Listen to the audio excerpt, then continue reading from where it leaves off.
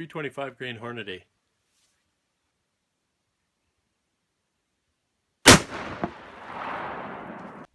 $3.50 Hornady.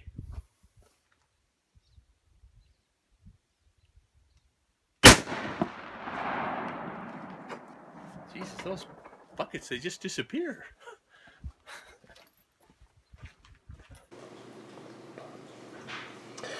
Okay, so what did we learn after a day of destroying 4-liter milk jugs filled with water and then the bullets slammed into wet and dry newsprint? Quite a bit, actually. So I took a look at a couple of factors: weight retention, expansion, and penetration. And let's see how these bullets did. So the 325 Hornady, there it is. It is a very fast expanding bullet, but it does overexpand past the interlock at the last part of travel, and it was down to 22.4% weight retention and expanded to about 79 caliber. So good explosive effect, but didn't keep its core. That reduced its penetration to some degree. The 350 Hornady, almost 80% weight retention. This is a beautiful bullet. I really like this bullet. It's also the most accurate in my rifle with 1-inch groups possible. It has an interlock design, and it does lock that core in as long as it doesn't overexpand, and the bullet at 2,000 feet per second really doesn't overexpand. I guess if you hit steel, but bone and tissue, it tends to hold together pretty well. And it's about an 80 caliber expander, so it's a very reliable. The 405 Woodleigh, probably even more reliable, is a bonded core. It loses 20% of its weight, keeps 80%, expands to about 85 caliber, and there's a close-up of it.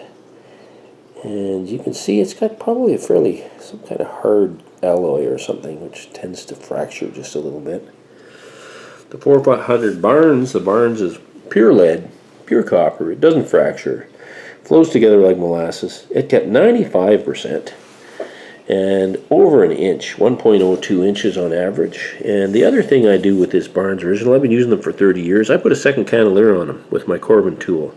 That acts like an interlock, and it locks the core together fairly well. Otherwise, that core can slip out, because once it expands past the first cantilever, there's nothing really holding it in, except friction.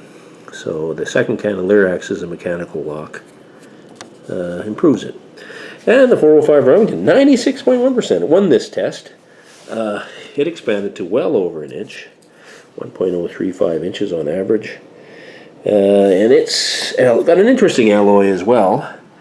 I don't know if you can see this, but this core I could easily just take out of there. You can see I can lift it. And it's split past that second cantilever right to it. A little bit more expansion and it would have broken apart. So, but even if it does, that's a very light jacket, only weighs about 50 grains. And this lead sticks together. That's about 350 grains of lead. So that's a more reliable bullet than people think. Penetration, we got a bit of change. 325 Hornady though stays in last place, 10.5 inches. Great caribou bullet. Wouldn't use it for bigger than that. The 400 Barnes and the 405 Remingtons, they only penetrated to 13 inches, probably because of that enormous expansion. The 350 Hornady goes another inch, and it's consistently a better penetrator because it only goes to 80 calibers. So you're pushing less diameter through the media. Very, very good, reliable bullet, 350 Hornady.